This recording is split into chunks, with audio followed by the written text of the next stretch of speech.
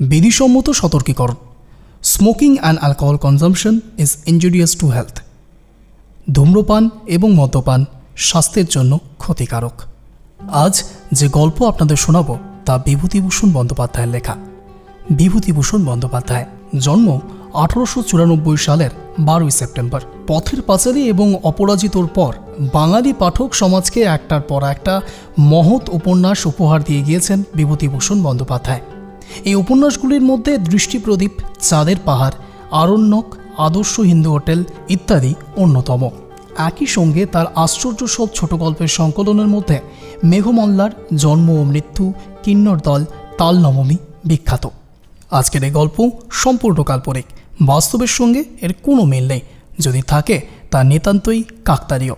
রহস্য, রোমাঞ্চ, ভয় সব কিছু এক ছাদের তলায়। অঞ্জনের পডকাস্ট, কথা হবে কানে কানে।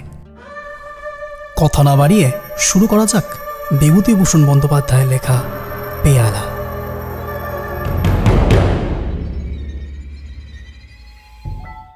সামান্য জিনিস, আনাতিনিক দামের কলাই করা চায়ের ডিশ পেয়ালা।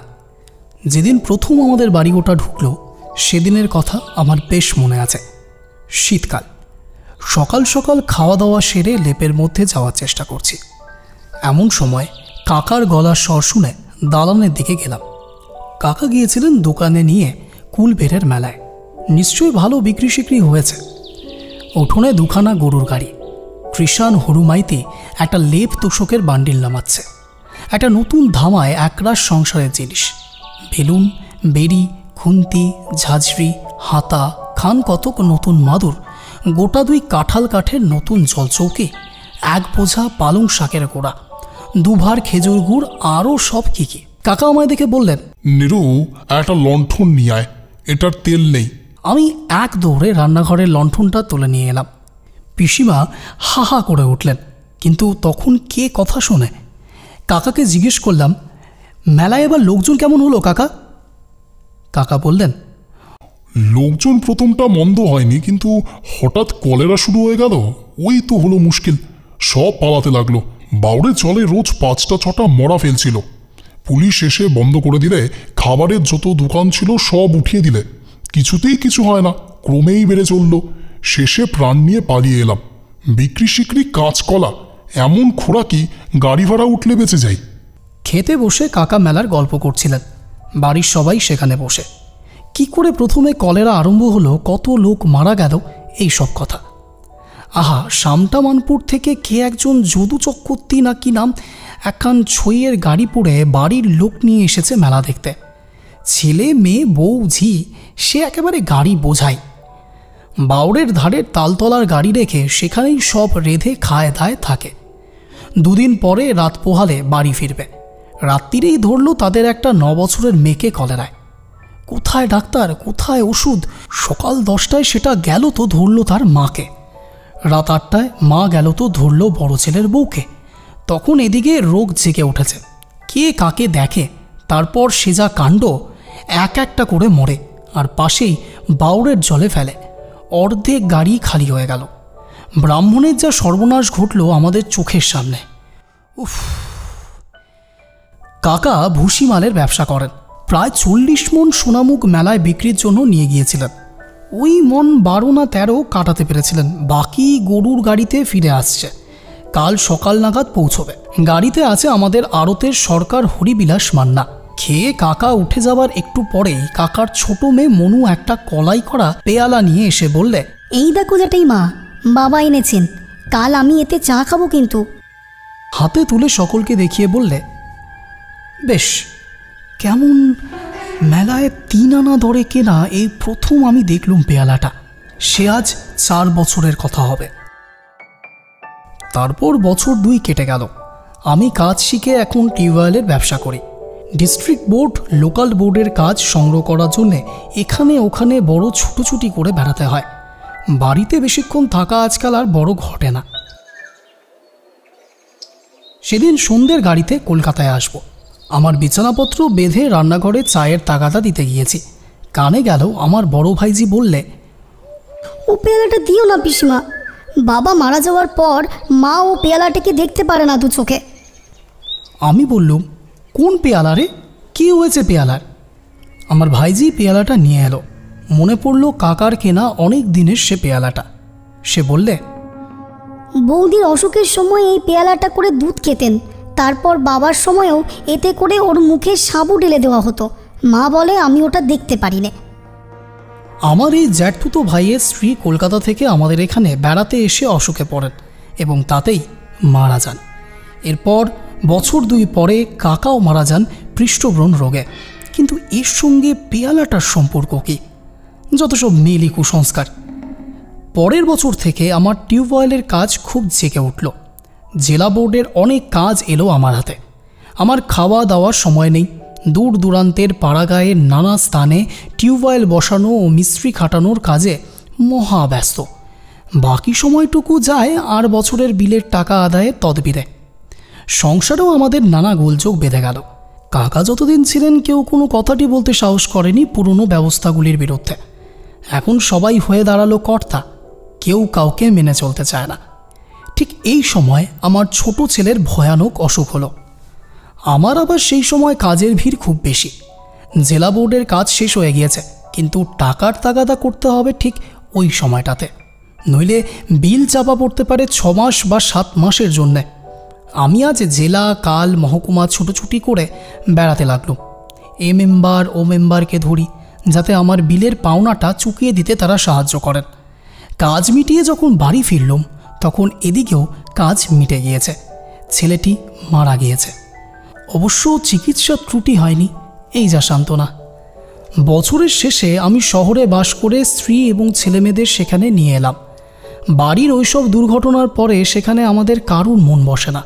তাছাড়া আমার ব্যবসা খুব জেঁকে উঠেছে। সর্বদা শহরে না থাকলে কাজের ক্ষতি হয়। টিউবওয়েলের ব্যবসাতে নেমে একটা জিনিস আমার চোখে পড়েছে। আমাদের দেশের, বিশেষ করে পাড়াগাঁয়ের লোকেদের মতো অলস প্রকৃতির জীব বুঝি পৃথিবীতে আর কোথাও নেই। এত অল্প সন্তুষ্ট মানুষ যে কী করে হতে পারে, সে যারা এদের সঙ্গে পরিচিত নন তাদের ধারণাতেও আসবে না। নিশ্চিত মৃত্যুকেও এরা পরম নিশ্চিন্তে বরণ করে নেবে। সকল রকম দুঃখ, দারিদ্র্য, অসুবিধাকে সহ্য করবে, কিন্তু তবু 2 পা এগিয়ে যদি এর কোনো প্রতিকার হয় তাতে রাজি হবে না।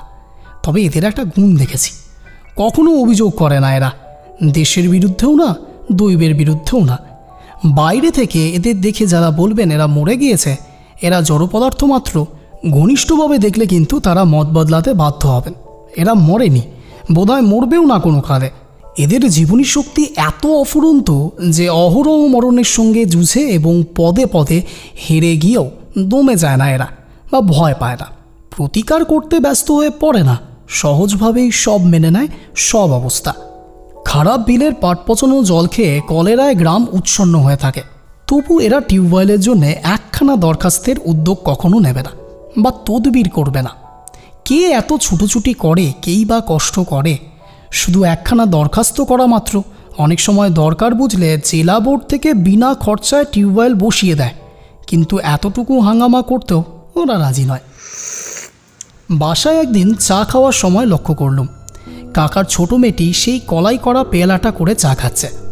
যদিও ওসব মানি নে, তবুও আমার কি জানি কি মনে হলো চা খাওয়া টাওয়া শেষ হয়ে গেলে পেয়ালাটা চুপি চুপি বাইরে নিয়ে গিয়ে টান মেরে ছুঁড়ে ফেলে দিলাম পাঁচিলের ওধারে জঞ্জালের মধ্যে। কাকার বড় মেয়েটির বিয়ে হয়েছিল, ছোট মেয়েটির বয়স 10 বছর, খুব বুদ্ধিমতী। শহরের মেয়ে স্কুলে লেখাপড়া শেখাবো বলে ওকে বাসায় এনে রেখেছিল, স্কুলেও ভর্তি করে দিয়েছিল। মাস 5-6 কাটল, বৈশাখ মাস। এই সময়ই আমার টিউবওয়েলের কাজে ধুম। 8-10 দিন একাধিক ক্রমে বাইরে কাটিয়ে বাসায় ফিরি, কিন্তু তখনই আবার অন্য একটা কাজে বেরিয়ে যেতে হয়। এতে পয়সা রোজগার হয় বটে, কিন্তু স্বস্তি পাওয়া যায় না। স্ত্রীর হাতের সেবা পাই না, ছেলে মেয়েদের সঙ্গ পাই না, শুধু টো টো করে দূর দূরান্ত চাষা গা ঘুরে ঘুরে বেড়ানো, শুধুই এস্টিমেট কষা, মিস্ত্রি খাটানো। মানুষ চায় দুদণ্ড আরামে থাকতে, নিজের লোকেদের কাছে বসে তুচ্ছ বিষয়ে গল্প করতে, নিজের সাজানো ঘরটিতে খানিকক্ষণ করে কাটাতে, হয়তো একটু বসে ভাবতে, হয়তো ছেলে মেয়েদের সঙ্গে একটু ছেলে মানুষই করতে। শুধু টাকা রোজগারে এসব অভাব তো পূর্ণ হয় না। হঠাৎ চিঠি পেয়ে বাসায় ফিরলাম। কাকার ছোট মেয়েটির অসুখ। আমি পৌঁছলাম দুপুরের একটু পরে। রোগীর ঘরে ঢুকে আমি থমকে দাঁড়িয়ে গেলাম। আমার পিসিমা সেই খোলাই করা পেয়ালাটায় রোগীকে সাবু না বার্লি খাওয়াচ্ছেন। আমি আমার মেয়েকে আড়ালে ডেকে জিজ্ঞাসা করলাম, ও পেয়ালাটা কোথা থেকে এলো রে? খুকি বললে, ওটা কুকুরে না কিসে বনের মধ্যে নিয়ে গিয়েছিল বাবা। মনুদি দেখতে পেয়ে নিয়ে এসেছিল। সে তো অনেক দিনের কথা, পাঁচিলের বাইরে ওই যে বন, ওইখানেই টেনে নিয়ে গিয়েছিল। আমি বিস্মিত হয়ে জিজ্ঞাসা করলাম, মনু নিয়ে এসেছিল? জানিস ঠিক তুই? খুকি অবাক হয়ে আবার মুখের দিকে চেয়ে বললে, হ্যাঁ বাবা, আমি খুব জানি। তুমি না হয় মাকে জিজ্ঞেস করো। আমাদের সেই যে ছোকরা চাকরাটাকে কুকুরে কামড়েছিল না, ওই দিন সকালে মনুদি পেয়ালাটা কুড়িয়ে আনে।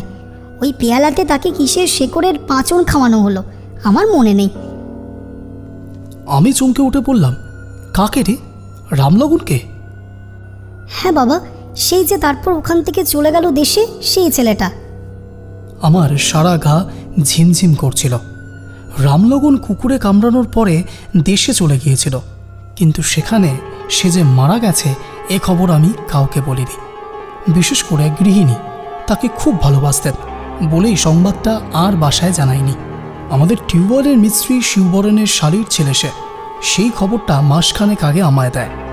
মনুর অসুখ তখনও পর্যন্ত খুব খারাপ ছিল না। ডাক্তারেরা বলেছেন ভয়ের কোনো কারণ নেই। আমার কিন্তু মনে হলো ও বাঁচবে না। ও পেয়ালার ইতিহাস এ বাসায় আর কেউ জানে না। অসুখের সময় যে ওতে করে কিছু খেয়েছে সে আর ফেরেনি। জানতো কেবল কাকার বড়বে, সে আছে শ্বশুর বাড়ি। পেয়ালাটা একটু পরেই আবার চুপি চুপি ফেলে দিলাম। হাত দিয়ে তোলার সময় তার স্পর্শে আমার সারা দেহ শিউরে উঠল। পেয়ালাটা যেন জীবন্ত।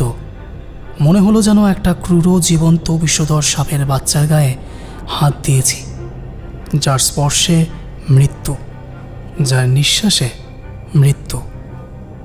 পরদিন দুপুর থেকে মনুর অসুখ বাঁকা পথ ধরলে 9 দিনের দিন মারা গেল।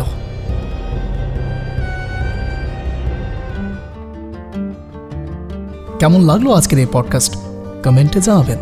আর ভালো লেগে থাকলে সাবস্ক্রাইব করে বেল আইকনটা ক্লিক করে দেবেন। আর যারা ফেসবুকে শুনছেন তারা ফলো। আজকের মতো টাটা। দেখা হচ্ছে পরবর্তী কোনো গল্পে। ততক্ষণ শুনতে থাকুন, শোনাতে থাকুন রহস্য, রোমাঞ্চ, ভয় সব কিছু এক ছাদের তলায়। অঞ্জনের পডকাস্ট। কথা হবে কানে কানে।